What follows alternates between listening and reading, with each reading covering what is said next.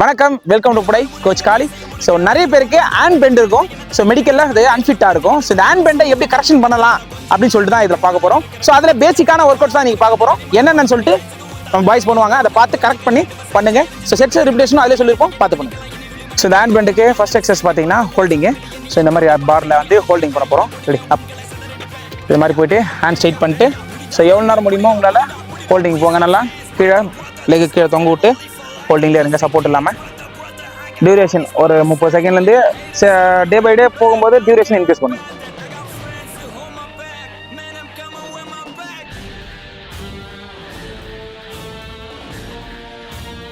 So next variation hand position change.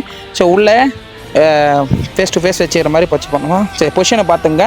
So next variation ready. 1 2 3 4 5